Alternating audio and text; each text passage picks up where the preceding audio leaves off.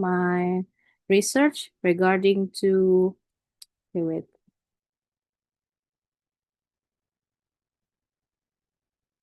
Regarding to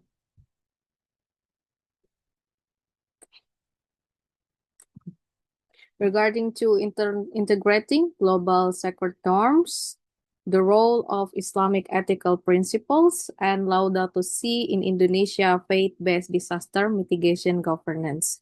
It is made by me and one of my students from Department of International Relations, University of Lampung, Indonesia. So our research is actually based on Indonesia Disaster Challenge. Maybe Bapak and Ibu know about the recent disaster events in Sumatra. So I send my best prayers for those who got affected. So according to National Agency of Disaster of Indonesia, it is estimated over 3.2 million people and hundreds of deaths or thousands of deaths, because I just searched the recent data, which actually affect by the recent flood in Sumatra. So this illustration actually challenge us to adapt the disaster governance. So why we use religious values disaster mitigation? Because if we look at the religious values in Indonesia, we actually have characterized by the strong religious in our socio-cultural foundation. So religion plays significant role in shaping social norms, collective behavior, and public trust. So because of that, we believe that formal disaster mitigation Indonesia can build the disaster mitigation, which actually effective for future disaster mitigation service in Indonesia. But the problem is there are still a little studies how mitigation Indonesia can be managed by the faith-based disaster mitigation. So that's why we found this research interesting, because mainly the study will actually only focus on policy institution, for example, and the normative law. So that's why our study will include the faith-based mitigation with faith-based values for disaster mitigation.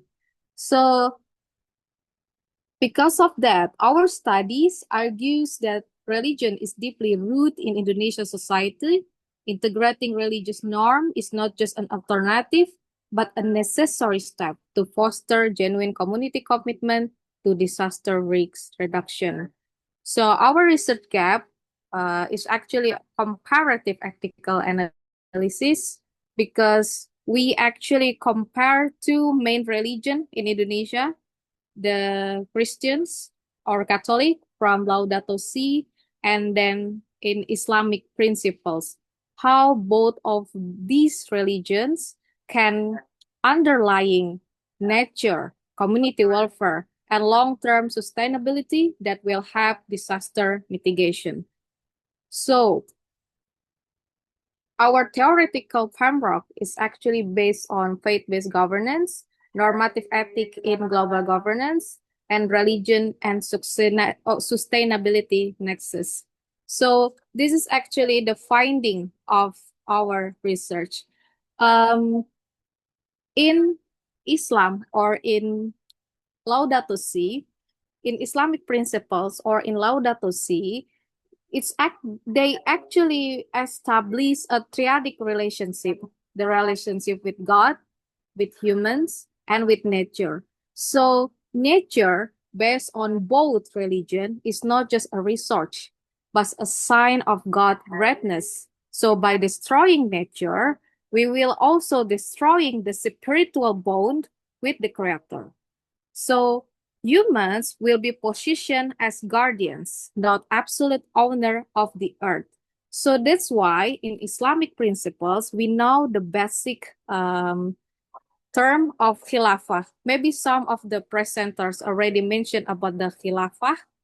So maybe I will just move forward to the other um, objects, which is the other principles, which is maslahah, tauhid, and other religious instruments and fatwas, which actually position humans as guardians to protect nature that can mitigate the disaster, especially in Indonesia. And then the Laudato Si is actually not far from Islamic principles. It's actually issued by 2015 by Pope Francis, which actually integrate protection, social justice, and disaster prevention through the concept of integral ecology. So Laudato Si is a doctrinal document that carries global authority based on environmental faith initiative across countries, including disaster risk awareness, sustainable development advocacy, and community engagement. So, by Islamic principles and Laudato Si, we actually can build relationship between humans, nature, and divine. Both frameworks in both religions actually rejects exploitative use of nature and instead emphasizes moral responsibility, ecological balance, and social justice as foundation for environmental governance. So that's why um, our research is actually strengthening the value of religion for disaster mitigation governance, which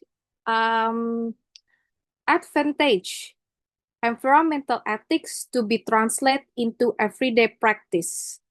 For example, in land use, resource management, and disaster preparedness. So that's why our findings is actually that Islamic ethical principles and Laudato Si share strong ethical commitment to environmental protection and disaster prevention. So both frameworks strengthen community engagement, legitimate preventive disaster mitigation, and support sustainable land and resource management.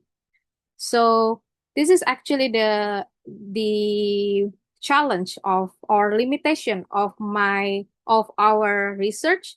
So our research found out that despite both of religion have really good principles regarding to environmental sustainability, but it's actually have some challenge by mixing or by providing coordination between state institution and religious actors. How religious actors or states institution can include the norm of religious principles into disaster mitigation policies. This is actually the main challenge of our research. So because of that, our policy implication and recommendation is actually have four purposes. So we recommend first the ethical integration into policy design, and the second one state religious actor collaboration, the third one community-based preparedness program, and the last one culturally grounded disaster governance. So in conclusion, this study demonstrates Islamic ethical principles and Laudato Si into moral frameworks that can meaningfully strengthening disaster mitigation governance in Indonesia. So I hope by integrating eco-spiritual values into disaster governance, not only enhance community resilience and government justice, but also reflects Indonesia's unique position in bringing religious wisdom with sustainable global governance. Okay, moderator, I think this is the end of my presentation. Thank you very much for your time and consideration.